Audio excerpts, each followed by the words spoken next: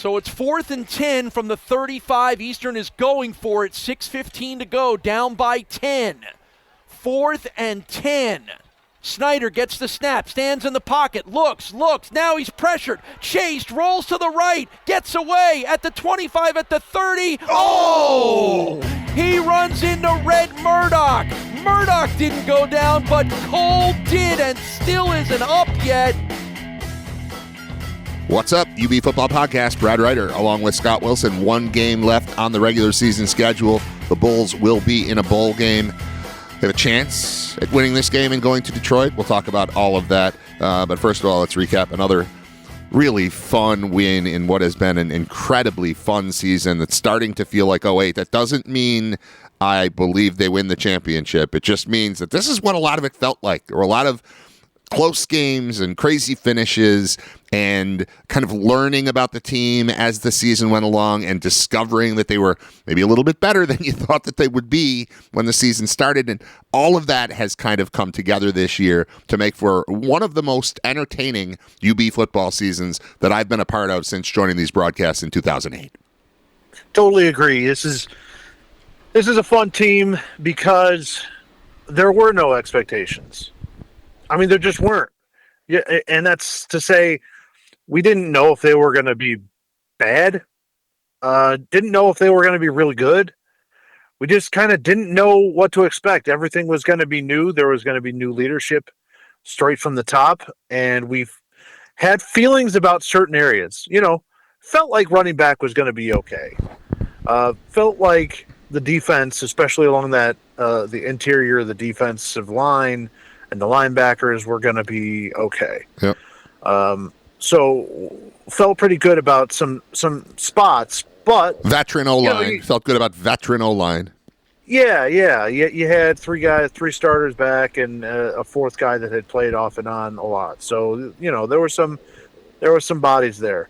But it's a new system, it's new coaching, it's new coordinators. So and new quarterback. And wow. It's what a fun year. Not just, the games that they've won and the way they've won, but just the fact that, and they play hard.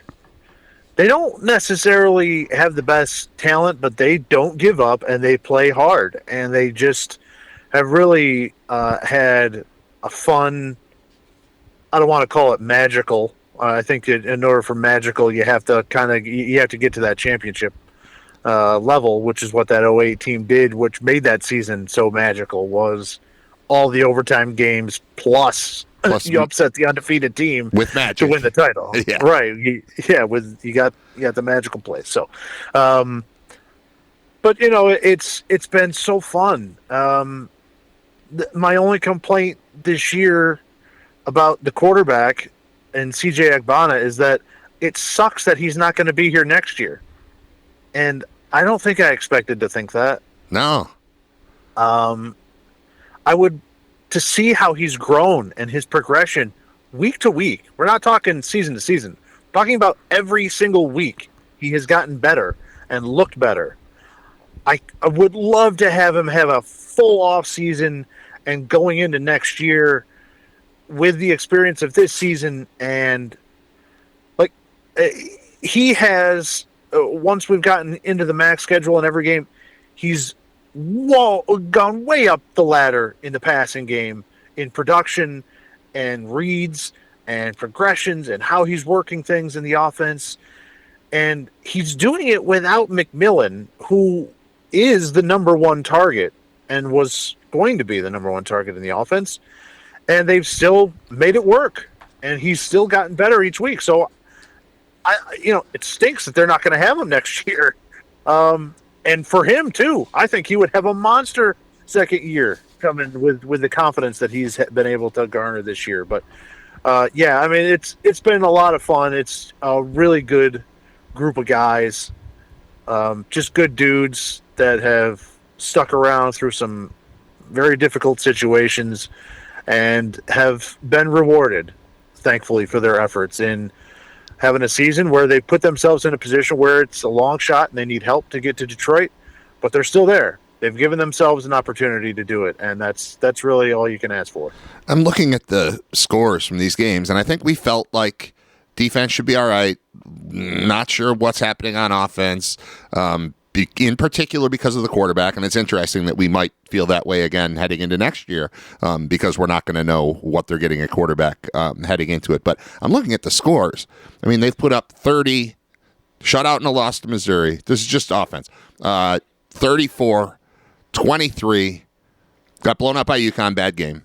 30, 41 in a loss, 16 in a loss, 41, 51, 30. I mean, that's way more offense than I expected to see. And as you said, the confidence and just the overall, there is a word I'm trying to find here, Scott. Competency. That's the word. The overall competency in offense to play varied styles from drive to drive, game to game, play to play is something that I didn't see coming, and we've watched build, and that's maybe what has been the most surprising thing about this team that's sitting on 7 wins with 1 game left. Yeah, well, I mean, you look at the offensive schemes and the play calling and the creativity, this year compared to last year, and it's like, there's a 4-year-old with a crayon last year, and it feels like, you've got Picasso out there putting together some masterpieces in comparison. So, I mean, that's a big help for sure. Coach Pat Node, the offensive coordinator, I think this year has done a great job. I mean, just thinking back, they play Toledo and they bring out the inverted wishbone, and it rips an 8-win team apart limb from limb and just kills them, completely dominates the game. And they really haven't gone back to it since. Yeah, like maybe one drive twice. Yeah, like maybe one drive since then where they really kind of went back to it in that Ohio game. They did a little bit of it, but I mean, that's the type of stuff that has really opened up things. It's that amount of openness and creativity and willingness to stretch the offense and open the offense and have different aspects and different elements and wrinkles in it each week. And it has served a team that has needed it. They've needed that. They're not good enough to just roll a team out there and keep running the same 15 plays every week. They're not. I'm just saying, like, they went out there and they have gotten enough. They've executed. They've put the ball in the hands of their playmakers in space. They've gotten their quarterback on the move. In games where they wanted him to run, he's run well. In games where they needed deep shots to loosen up the box, they've hit on it. And so, it's just been a really, really cool and impressive performance on the offensive side of the ball. And that certainly goes along with the play calling and the coaching on that side. And you look at, this is a 3-game win streak now. Since the loss at Ohio, the Bulls have beaten Akron, won that crazy overtime game against Ball State, and then just won on the road in Ypsilanti at Eastern Michigan. And to give you evidence of just how much things have been improving the entire time. And this is during a season where they've been winning football games, but the level that they're at right now is different. And here's my point.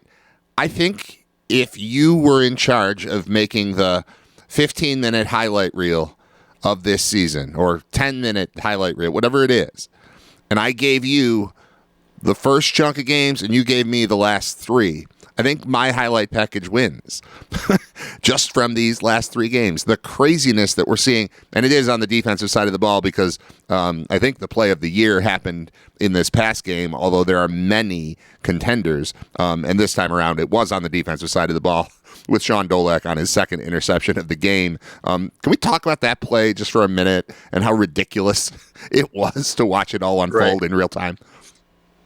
Yeah, I mean, again, he's sitting there in the zone, reads the eyes of the quarterback, steps in front, and then just empties the tank in returning, jumping over 2 guys, and then cutting from the left side of the field all the way over to the right side of the field, and then cutting it back up and going up through traffic and getting into the end zone. And it was funny after the game when Paul Peck talked with him in the locker room and was like, what was going through your mind? Like, what are you feeling? And he was just like, tired. I was tired. I was real tired. And it's like, well, yeah, you just ran 150 yards on an interception return through like almost every player on Eastern Michigan had a look at him. Yeah. Like they had a legitimate shot to get him, and he just kept moving. And it was an incredible play in an incredible year.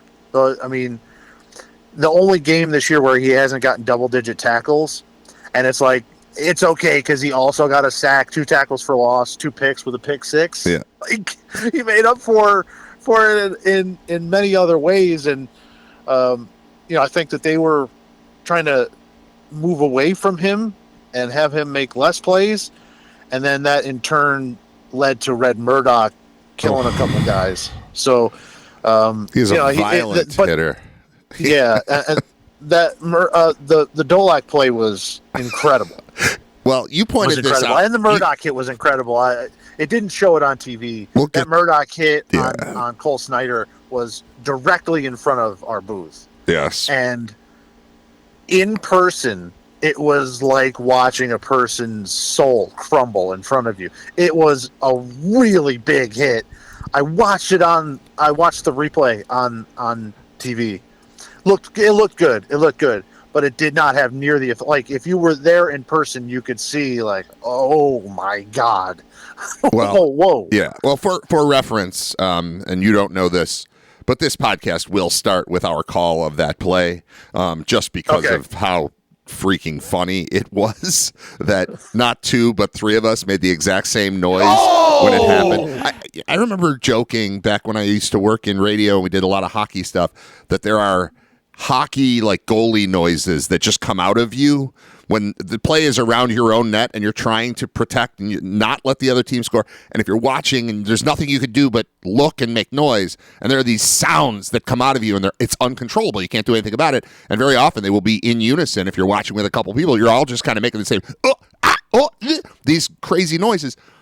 That all 3 of us made. My microphone's not even on, but I did it loud enough that you can pick it up from the 2 of you. It's really funny. And the second that it happened, people were like, you got to hear what just happened on the radio. So I cut that up and put it right at the beginning of this pod so everybody will hear that. That is the hit that Scott's talking about. And I agree with you that watching it back on the replay, it didn't look like something that would inspire 3 people to all make the same exclamatory noise at the same time. But live in person, directly in front of us, that's why we go to the games. That's why we spend a day and a half of our lives to watch a 3.5-hour football game in Ypsilanti, Michigan, because you can't do the same thing.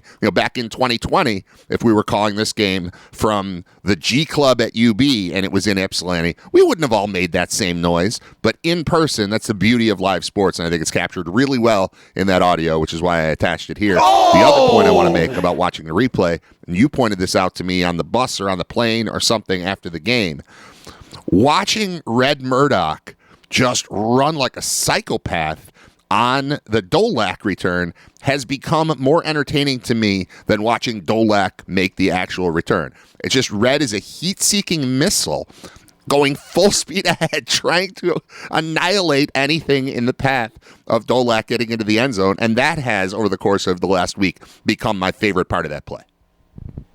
Oh, right, yeah. I mean, it's if the camera is following him, Dolak, through all the traffic, and then all of a sudden there goes Red. Just you know that he's going to blow guys up, and he just missed crushing a guy. He got a piece of him and never even broke stride. He continues down the field, then you see him pick up another block down the field. I mean, he was Red was a man possessed in that game, because aside from the Cole Snyder hit, maybe the series before that where they tried to throw a quick pass to the running back. That's the play away from us. Yeah, and he the running back kind of stopped and was going to go back in towards the middle of the field, and Red just ate him. He just killed him, and that was a monster hit as well. And he we say it every week how he's a big hitter, but I mean, there's a reason why he's got so many forced fumbles. I mean, he's pounding guys. He is a hard hitter. He's a hardcore linebacker. He's old school like that. He's like a middle linebacker thumper, and he just happens to also be able to run. So it's been really cool, the two of them together in the middle. And Coach Joe Bowen, defensive coordinator, credit to him too, because Deion Crawford, we saw Murdock and Crawford last year as the linebackers down the stretch, and we both loved that. Loved it. It was great. They were really good together. And he said, listen, these two guys are my linebackers, but Crawford's way too good to sit on the bench, and Crawford is listed at 3 different spots on the depth chart. Yeah, from DN back to nickel. They put him everywhere. Yeah, nickel, DN, and backup linebacker. So they've kind of messed around and figured out kind of this hybrid system where you're not really sure where Crawford is because he can play all of the different positions, and that in turn also helps take some of the focus off of the nation's 2 top leading tacklers, who are 1 and 2 in the nation in tackles and play next to each other on the field. It's incredible. It's an incredible year for both of them. And then mix in Crawford, who's been able to really adapt to that defensive end position and has looked really good as the season has gone on. And his presence on that other side and his ability to drop out and confuse offensive lines has also helped Kobe Stewart come out of nowhere and be leading the league in sacks on the other side. So it's the secondary here coming down the stretch. We're limping home. They lost Savion Brown, and it's they're piecing it together, and we're trying to get to the finish line here. But up front, that front 7 has been really, really good, and they seem to, after that Ohio game, gotten their run defense back in order, and gotten that situation calmed back down. So still not ideal, still not where they want to be, but Dolak and Red, and then the coaching being able to just work with what you got. I mean, it's a lack of stubbornness that I think was here previously of square peg, round hole, square peg, round hole. And it's just, we don't have a round peg. We don't have one right now. Can we try to find a square one? Can we find a square hole and do that? And this unit and this coaching staff has really done that well on both sides of the ball. And, with what they've done with Ogbonna, and then just, Crawford's too good. He's got to play. We got to put him somewhere, and we're going to find a spot to put him. Right. I appreciate the common sense approach that if you look at your top 3 linebackers and think, those might be my 3 best players, that we don't put one of them on the sideline waiting for one of our other top 2 to go down. It's, all right, here's what we have. Here's where we can be most effective in using our best players. And I think it's been obviously it's been a great move. Look last year at the linebackers room. That's Andreessen, who is on the Bills, Dolak, who now leads the nation in tackles, Red, and Dion. Yeah. So you got 4 guys there, and we only saw them 2 at a time, unless they were going like a heavy short yardage situation. We wouldn't see the other guys, and it showed. Yeah. It showed at times last year. So,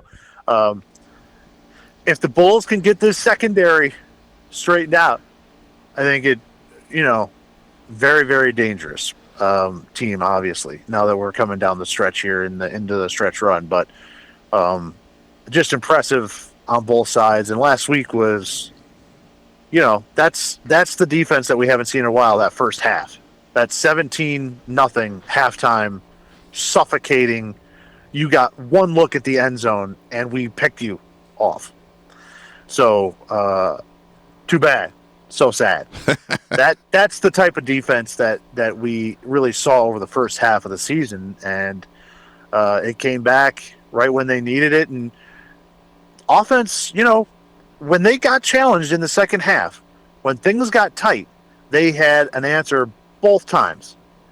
The drive to answer there in the third quarter, and then the wheel route to LJ that was an immediate, they get the big, long 75-yard touchdown play, and they kick off, and then we just go 75 yards with LJ right down their throat the next play, and it just was a dagger to them. Yeah. Because it looked like, all right, it's their senior day. They're not going to give up. They're down 3, and then, boom, you're back down 10. Yeah, and to recap that is a 78-yard touchdown to Marcus Allen, which I didn't think was very fair. But 2 plays, 90 yards, 33 seconds, and that pulls Eastern to within 3 points. And then the Bulls answer with 1 play, 75 yards, 11 seconds. We're back to 10. Go away. It's done. And then, the Murdock hit and then the interception and, go from there. So, yeah, awesome. Oh, one other note before we move on to what's coming next. This occurred to me while we were talking about the Dolak interception. You know what it looked like if you watch Red Murdock?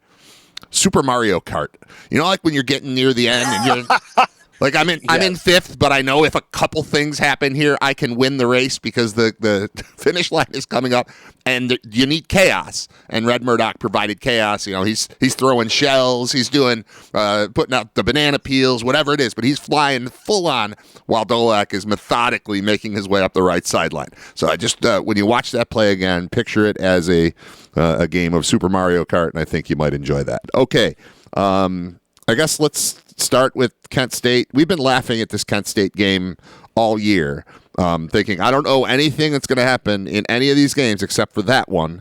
I don't want to put words in your mouth, but, this has all season looked like the most winnable game of the year. The Bulls need the win, and they need help, but let's first talk about how they get the win, and then we'll talk about the help.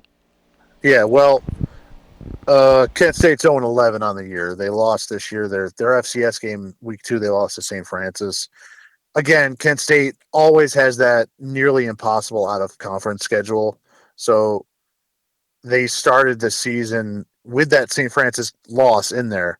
At Pittsburgh, at Tennessee, at Penn State.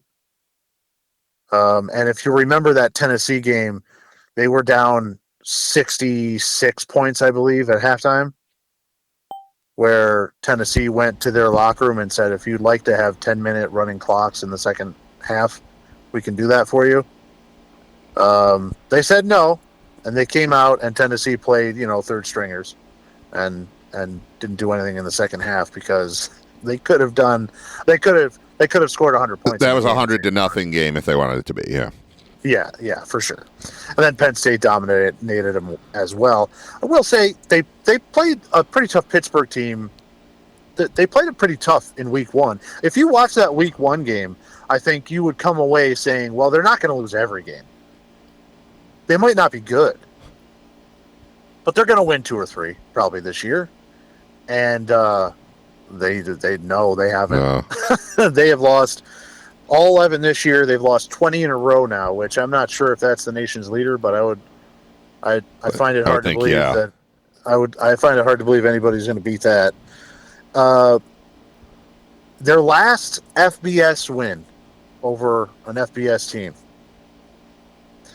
2022, Tommy Ulatowski leads the last game of the year, Kent State, to an overtime 30-27 win at UB. And if you remember that game, they finally went to Ulatowski, who was at the time their third-string quarterback. They had some quarterback injuries. The Bulls were dominating up 24-10, and then, with 6 minutes to go in the game, something like that, they score 2 touchdowns right in a row, bing, bing, take it to overtime, and then win. So that was the last time that the Kent State's beaten a non-FCS team, a regular FBS team. And Tommy Ulatowski is their quarterback here this year. Now, not by choice. He was their third stringer again, but they lost their starter, Devin Cargman, at Penn State to an injury. So they bring in their backup, J.D. Sherrod, who had transferred in. And then a quarter later, Penn State hurt him, and then he was out. So they lost both their quarterbacks to Penn State. And It has not been good since. Tommy has come in, and this is a vastly different system than what he was brought in and recruited under, if you remember, with the flash fast, Baylor style of offense. And really, this program has not recovered since that went away. Since the coaching change, and the head coach left, and literally after the 22 season, every single starter on offense went into the portal and left. That's tough to come back from. And last year they were 1-11, and this year they're 0-11, and they haven't gotten there yet by any stretch of the imagination. It's been tough. They're banged up on the offensive line coming into this game. This will be their 9th different offensive line unit that they're throwing out there. Just looking at their 2 deep that they put out this morning, there's a lot of different names on there, and it's kind of a combination of things. You're at this point of the season, you have no wins, so you're shuffling some guys with red shirts and saying, all right, we're not going to play this guy because he's got his 4 games and we can't play him again or else we'll lose the red shirt. We want the red shirt. Getting some younger guys some action. Some guys are banged up and injured, so it's a whole different mesh up of guys. They still have some of their main players there, but it's going to be interesting to see who they roll out here coming up tomorrow. And I think one thing to watch out for is the fact that, yes, they're losing these games, but I will give you this. Coach Burns for Kent hasn't lost the team. They're playing hard. The guys are out there. They're playing hard. They're just getting beat. They're just getting whipped. So it's not a level of that. And I think there also is an element of danger in they have nothing to lose, and they're playing some guys that were backups that are going to get their shot in this game. So you're going to get the best shot from these some of these backups that are going to get to play. This might be their only chance to show that they can play here. So they're going to go full tilt. They're going to go full bore. So you're not going to face some team that's given up. I don't think that I haven't really seen that in their games, but I have seen them. They've been beaten talent-wise on the field, and just haven't been able to get things done. One odd thing about this offense being, almost 130th and below in every offensive category, is they have 2 really good wide receivers. Krishan McCray might be the best wide receiver in the conference. He just has no way to get him the ball. And Floria on the other side is a really nice too, and a compliment to him. Those 2 guys can do some damage. And thinking about how the Bulls secondary has looked here of late, that's a little scary. Mm-hmm. That if they can get on a heater and the Bulls aren't really plugged in early on, those 2 guys can make plays. Just looking back, the Eastern Michigan game that they played and the Ball State game that they played, McCray just took games over and was making monster plays when, all right, this game is over. And then they just throw it as far as they could, and McCray would make the play and then break 2 tackles and take it the rest of the way. So he's got that ability to really wreck your entire afternoon. And the Bulls have shown the ability to give up those plays, too. So if you're going to get mixed up in something with these guys, that's the concern. Right. Now, I think, the Bulls still have enough to play for on the table that, they have to win this game to keep their slim Detroit hopes alive. So I think that's a good thing. Whereas if you think back to, and you've made reference to that 08 team, it was also a, nobody Kent State team that was underperforming, under average at best, all across the field. The Bulls had already clinched going to Detroit, showed up kind of lackadaisical. Kent State just says, whatever, we're going to play all of our other guys. And that was Julian Edelman going wild on the Bulls and upsetting the Bulls and getting that win. So it's not like there isn't some type of parallel there. They're going to, empty the playbook here. They got no other reason. They got nothing else to play for. They're going to be desperate to try and get the one win, ruin our season, and try to get something positive going into the offseason, which they desperately need because they haven't had it here now in 2 years. And I'm not going so far as to say it's a dangerous game. Defensively, their stats aren't much better than offense, but again, I still feel like they play hard, and they do have two guys on the outside at wide receiver that can make plays and can really hurt you. And if you're not paying attention and let this team hang around, you don't want to be nervous going into the fourth quarter when they've got a playmaker like McCray on the outside who can do something stupid and break your back, and then all of a sudden you're in trouble. And we've all seen enough sports movies and actual sports to know that there are some interesting conversations and speeches going on in a locker room heading into what will be the final competitive football game that many of these kids are ever going to play. So let's leave it all out there. That kind of stuff exists.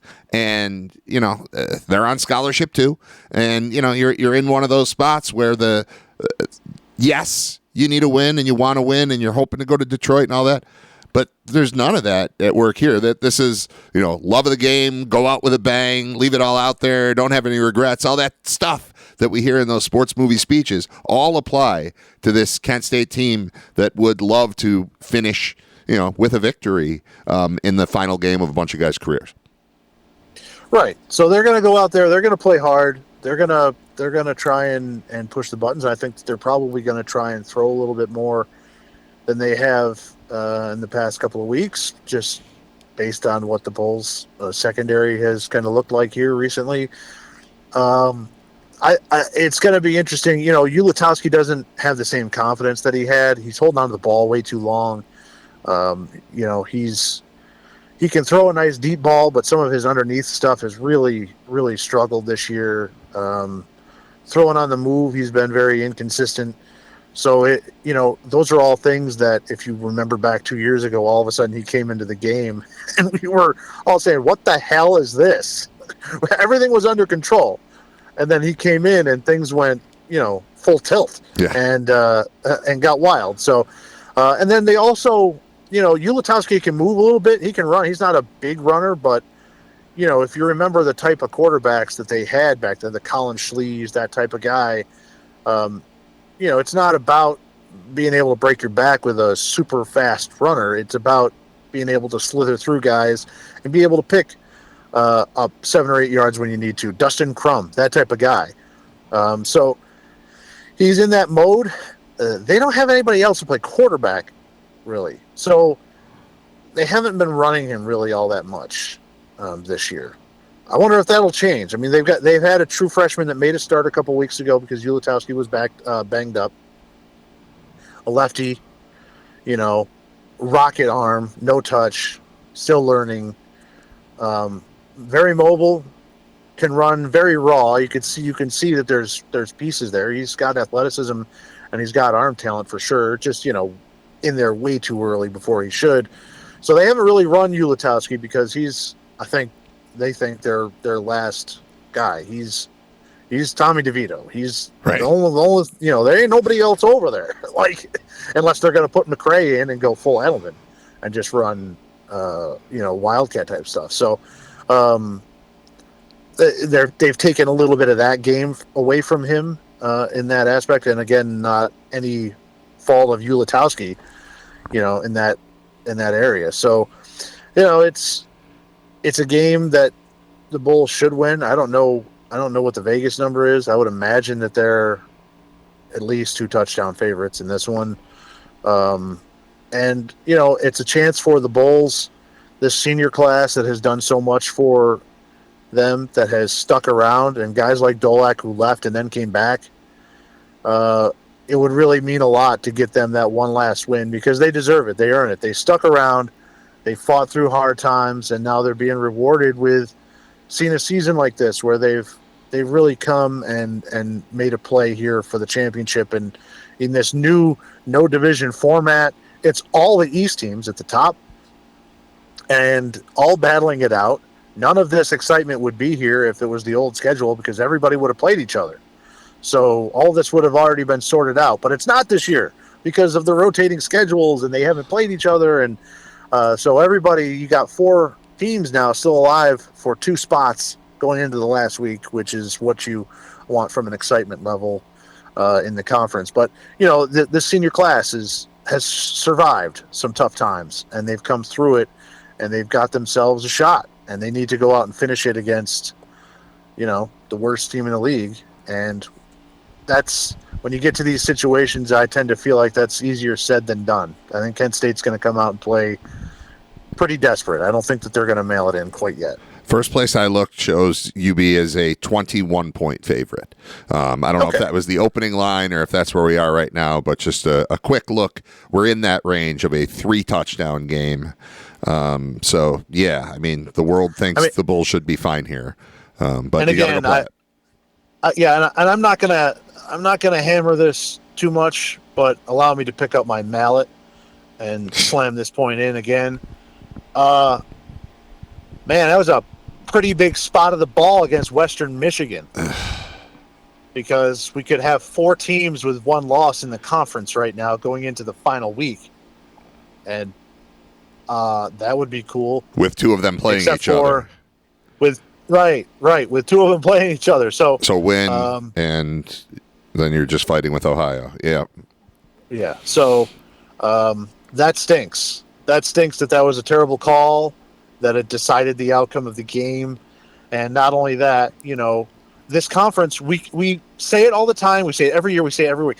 This conference is so close that if you look at the end of the year, the spot of the ball in a game in week 6 or week 7, whatever it was, is having a large factor in determining the champion of the conference.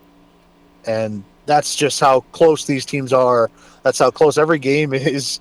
That's how exciting this conference is and can be. And unfortunately for the Bulls, it worked against them. But again, that was crap. Yep, that was crap. Bulls should have had the ball again.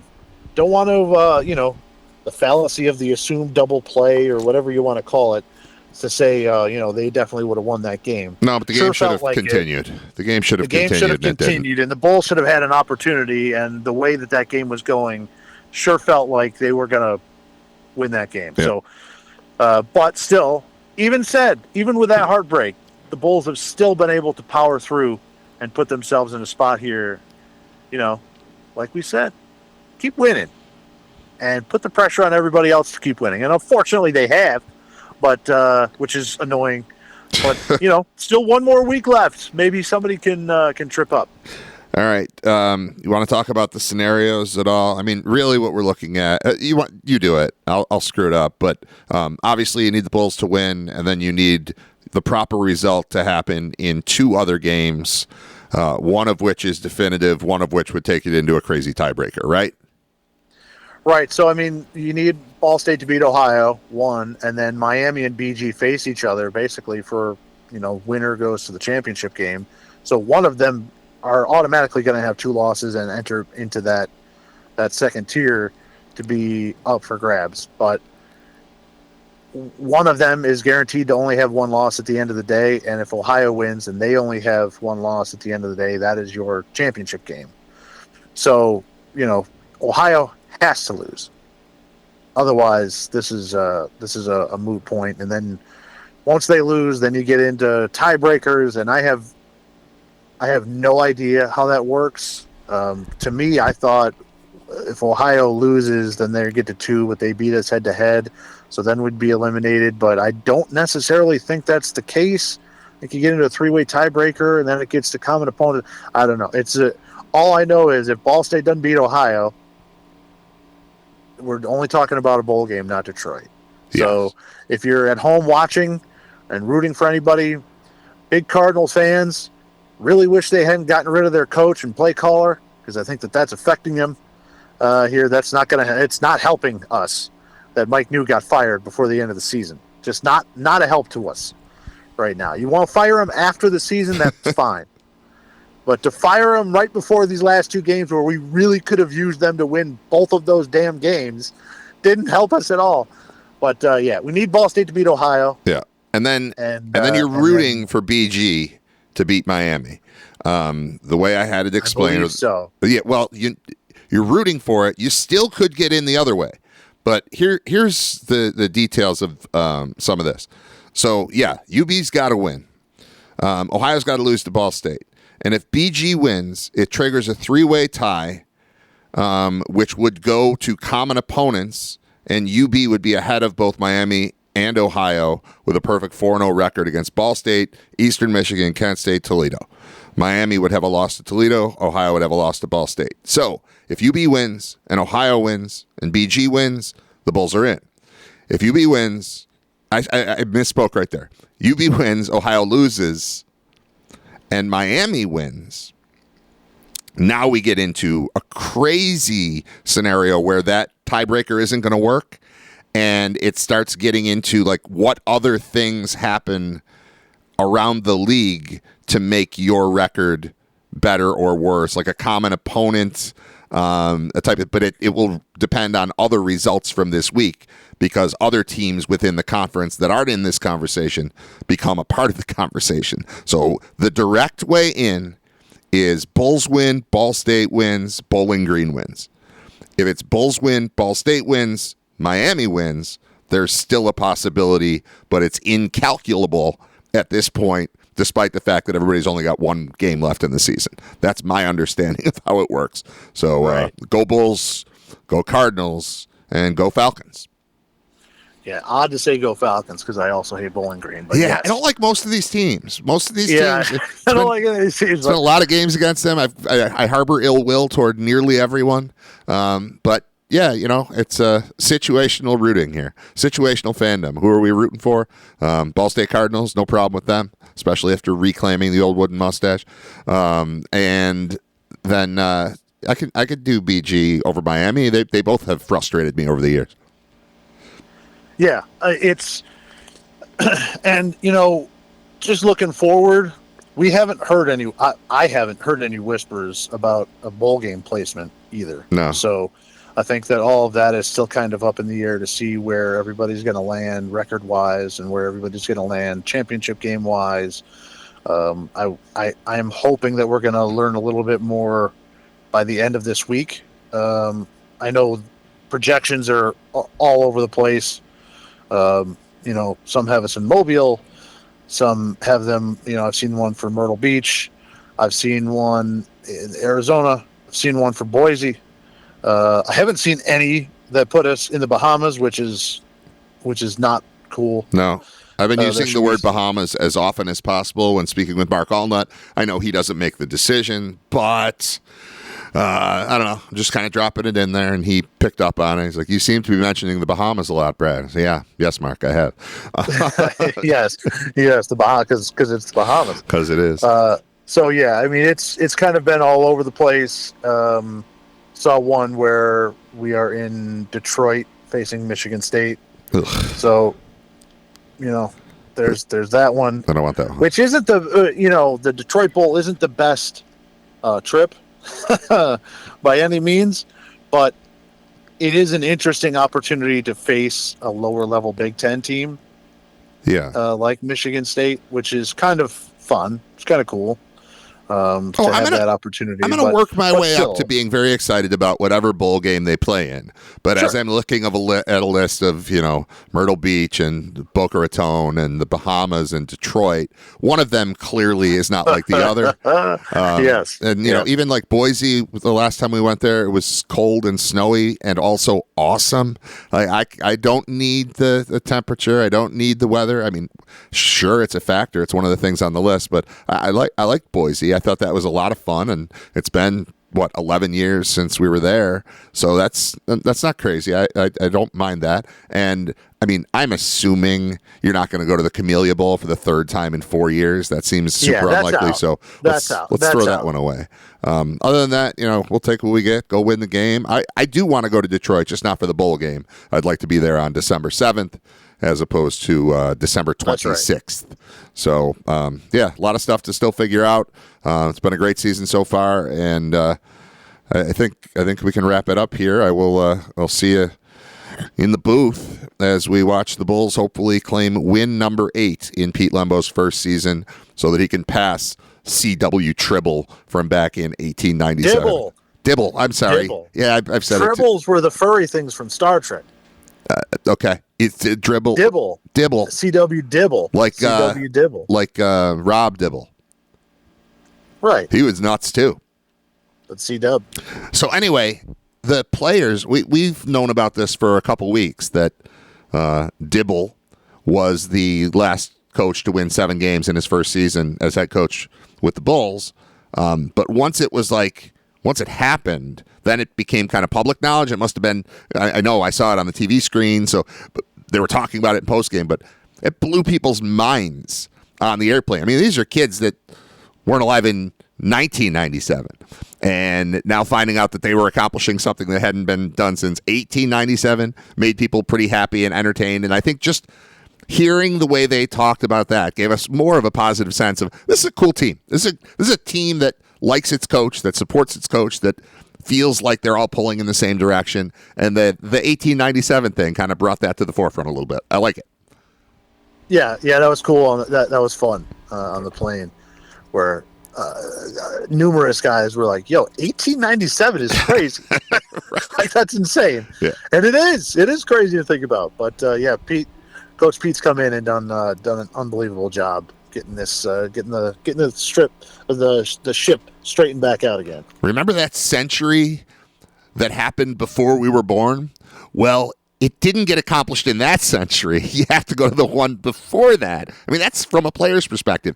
To me, 1897 is less crazy being born in the 1970s. But to these kids, it just blew their minds, which was awesome. All right, man, I will see you in the booth. Go Bulls and go whatever else we just said. Ball State Cardinals and go BG Falcons. All right, go Bulls. And the BG Falcons. And BG Falcons and Ball State Cardinals. And Ball State Cardinals. See it. So it's 4th and 10 from the 35. Eastern is going for it. 6:15 to go. Down by 10. 4th and 10. Snyder gets the snap, stands in the pocket, looks. Now he's pressured, chased, rolls to the right, gets away at the 25, at the 30. Oh! He runs into Red Murdock. Murdock didn't go down, but Cole did and still isn't up yet. Red Murdock trots off after a huge play for the Buffalo defense. And Murdock is the case that they gave me. Murdock is the case that they gave me. Well, Miss Muffet sat on a tougher, eating her curds and whey. Long came a Spidey, sat down beside, he said, "Hey, what's in the bowl, bitch?" Oh! I don't know about you guys, but I just want to get the hell out of here.